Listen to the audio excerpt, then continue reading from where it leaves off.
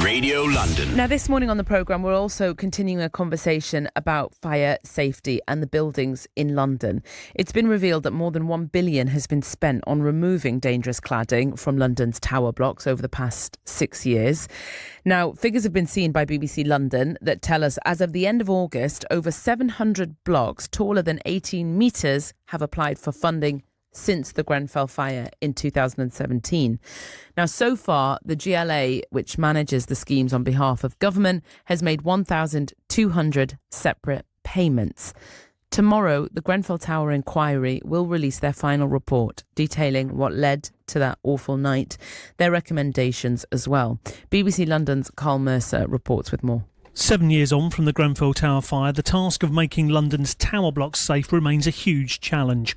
More than £1 billion from various government funds has been spent removing cladding from high-rises, those blocks over 18 metres. 700 buildings have so far applied for that money. Despite that, London's Fire Brigade believes there are still 1,300 tower blocks in the capital that they feel don't have adequate fire safety measures in place. It means that for those buildings, they've changed the normal stay put advice for residents if there was a fire to something called simultaneous evacuation. That basically means people should get out of their flats, as they did at the tower block fire in Dagenham last week. The brigade says the pace of change is too slow and has called on building owners to take action more quickly. Now, earlier on in the programme, I spoke to Kurt Barling, Professor of Journalism, who's researched and investigated the fire at Lakanal House in 2009. He told me that tower blocks in London have been poorly serviced by landlords. It's probably too little too late.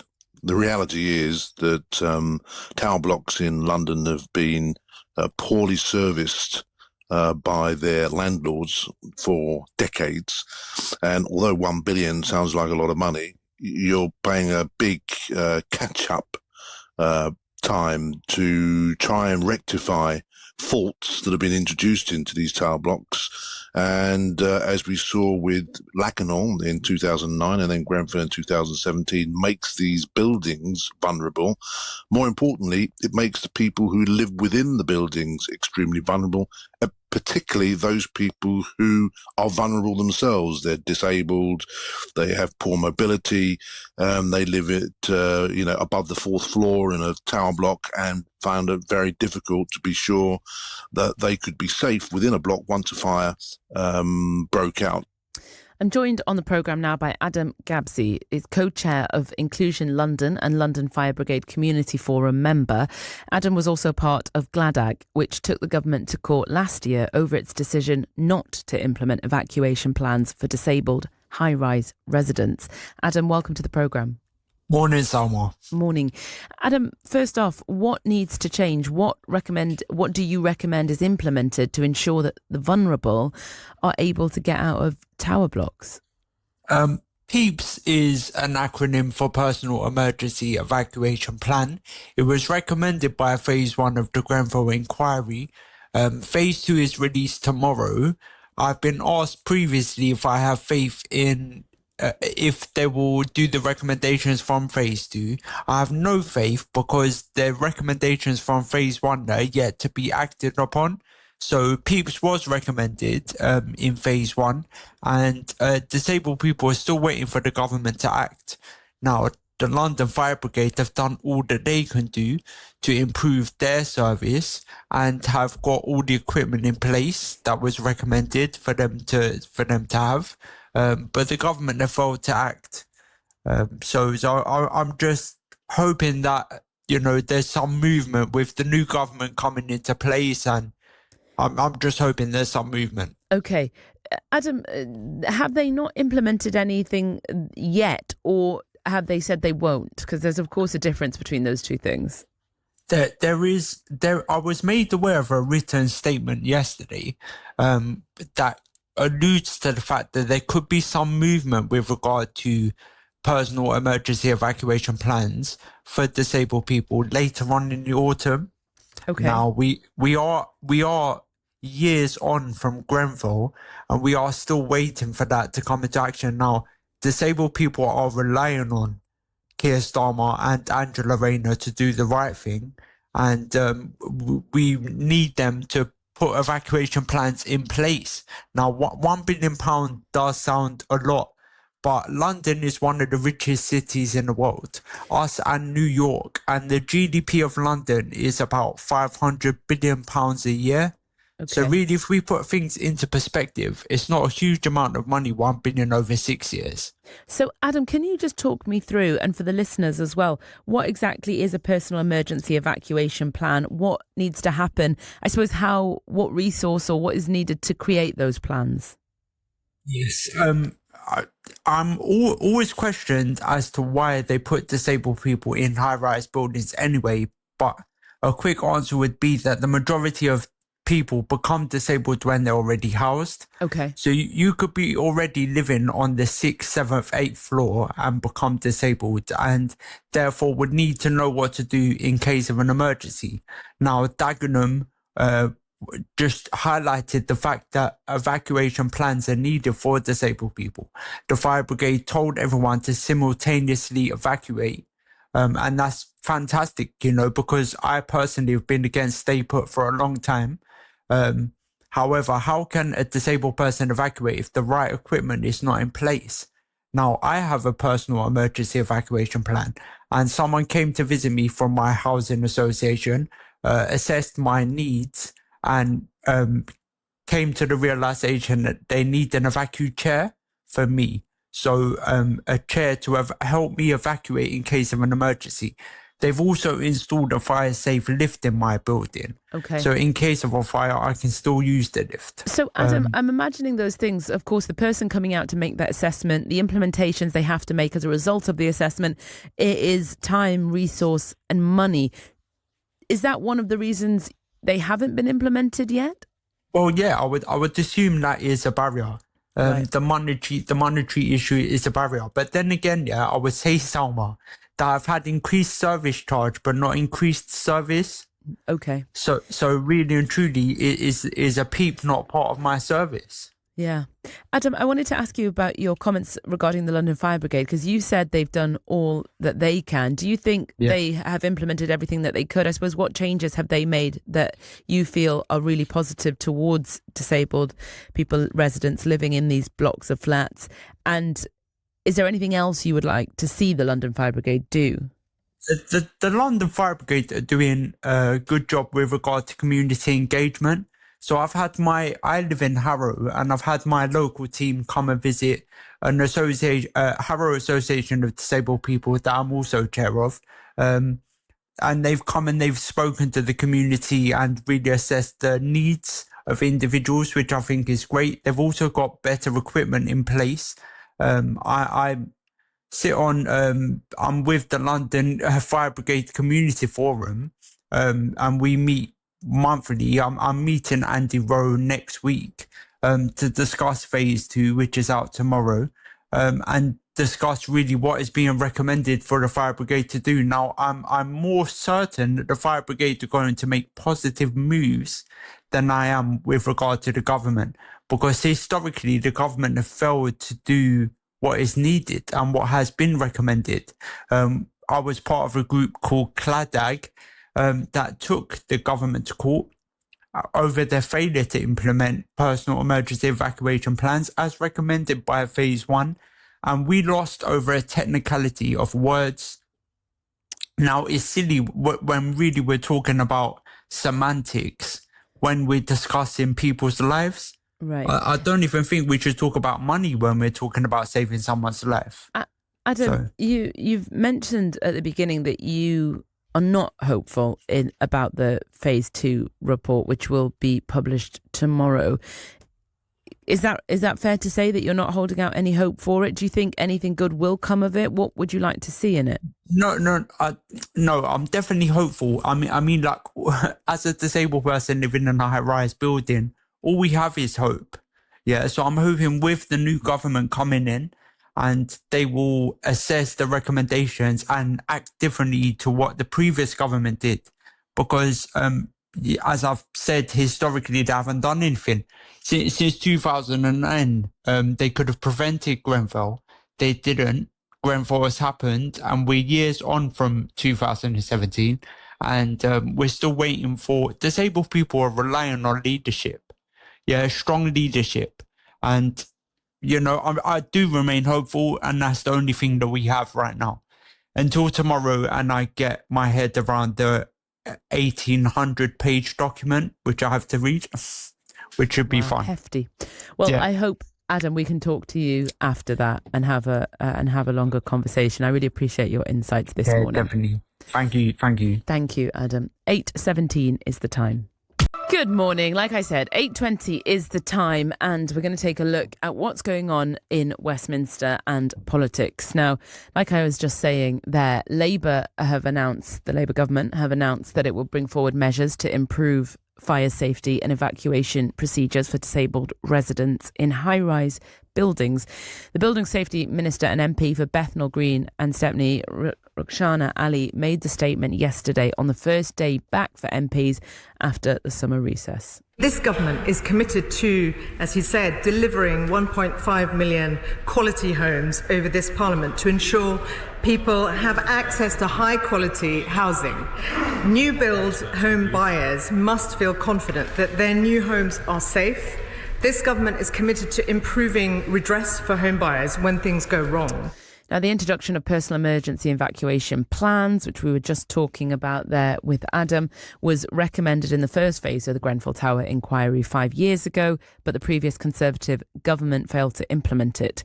Now, this move comes ahead of the publication of the Grenfell inquiry's final report, which will be released tomorrow, as we've been saying. And the report addresses the 2017 fire, of course, the tragedy that claimed 72 lives. Joining us now is our political reporter, Susanna Mendonca. Susanna, a very good morning to you. Welcome back after, I don't know, the MPs have been in summer recess. I don't know if that means you have as well. I have, yes. It's the only time when, in theory, you can take a break. Of course, it wasn't a quiet summer. It ended up being a very busy one. But yes, so Parliament back yesterday, and as am I. OK, so kids back to school and, well, the MPs also back to school. Let's talk about, the conversation that we'll be having all week here at BBC London. And, of course, that is about the report that's coming out tomorrow. Labour government saying that they're going to bring forward measures. Can we then infer that they're bringing forward these measures as a result of that report coming out and needing to be seen to do something? Well, I think that's certainly how it will be viewed. Of course, that announcement yesterday from Rukhsana Ali, of course, just, 2 days before we're going to see that report, the families actually of the victims of the Grenfell fire are actually looking at that report today, but we'll get sight of it tomorrow. So that's the final report, the phase 2 report, which is looking at the reasons. It was very much looking at the reasons why the building ended up in the situation that it did, in the condition that it did, that allowed the fire to spread. So we'll expect that report tomorrow. But as you say, we've got the government, the Labour government, now saying that it's going to do one of the things, actually there are a couple of the things that the previous Conservative government didn't do in terms of the recommendations that came in the first phase back in October of 2019, so 5 years ago. And one of those being what is referred to as residential PEEPs, so personal emergency evacuation plans, which you were just talking to Adam Gabsi about. Now, this will basically mean that people who live in high-rise buildings with disabilities impairments would be entitled to a risk assessment to identify equipment adjustments that they need for fire safety for evacuation. And that was something that the Conservatives had decided they were not going to do. They did a consultation back in May of 2022. And basically said that it was not proportionate to follow that particular recommendation. And there was some discussion at the time about whether or not there were, concerns about practicality of doing it, the cost of doing it. There was a High Court challenge, which Adam Gabsi referred to before. And the judge in that challenge actually said that it was the government's choice because it was a political decision that ministers were entitled to make. So that was a political decision made by the Conservatives. So I suppose for Labour to be able to come out, a couple of days before for the second report and say that they're going to do this thing that the Conservatives said they weren't going to do. That certainly is something that I suppose will be looked upon favourably by those who've been pushing for this for quite a long time. But also within the announcement yesterday, they talked about the need to mandate sprinklers in new care homes, change the building regulations for that, also to complete the withdrawal of outdated fire testing standards in favour of a European standard. So there are a few different things in there that they're going to do. Another thing that the previous government hasn't done thus far, and Labour haven't said that they're going to do, but certainly said they were going to consider yesterday, is the idea of bringing in evacuation alert systems, so sounders fitted into existing buildings. Now, this is something that's required in new buildings over 18 metres, but not in existing ones at the moment. So that's still a work in progress. But I think in terms of, those recommendations from the first report 5 years ago, there are some elements still outstanding, and I think for those families and people affected by the Grenfell fire who will look at the recommendations of the new report, the second part of the report that we'll get tomorrow, I think what people will want to know is whether or not this new government is actually going to implement all of those recommendations. There will be new recommendations in that. Are they going to implement that in full? And I think it will be much more of a challenge, because we imagine that the recommendations from the second report are going to look much more at the building industry and the regulations around the building industry. OK, and I suppose the question then is what impact it could have. Yeah, I think in terms of the change to PEEPs, so the personal emergency evacuation plans, I think for people like Adam Gabsi, who you just spoke to, so people who have disabilities impairments, it will certainly mean that they feel as though, there is some plan for them if there is a fire of that nature. Of course, we've seen fires happen since then. We saw the Dagenham fire, which happened just a few weeks ago. So fires will continue to happen. And actually, that Dagenham fire happened in one of those buildings which is considered to be unsafe by the London Fire Brigade, and there are 1,300 of those in London still. And so I think for those people who, for whom they will get one of these risk assessments, it will certainly mean that they at least know what to do in the event of a fire. I think what's important to note, the reason there's a focus on disabled people is that if you look back at what happened in Grenfell, we had those 72 victims. Well, 15 of those people were disabled. Many couldn't get out of the building, and there was no plan to get them out of the building. So it's really about, I suppose, giving people more confidence in terms of what to do in the event of a fire, and knowing that somebody who has actually looked at how they would get out. Is there the equipment there to be able to bring them out of the building if they're in if they're several floors up. So I think that will really be the benefit of it for those people who will be affected by it. OK, and speaking of politics, and of course specifically London MPs, there has been a lot of issues, I suppose a lot of conversations over the last few days on London MP Jas Athwal.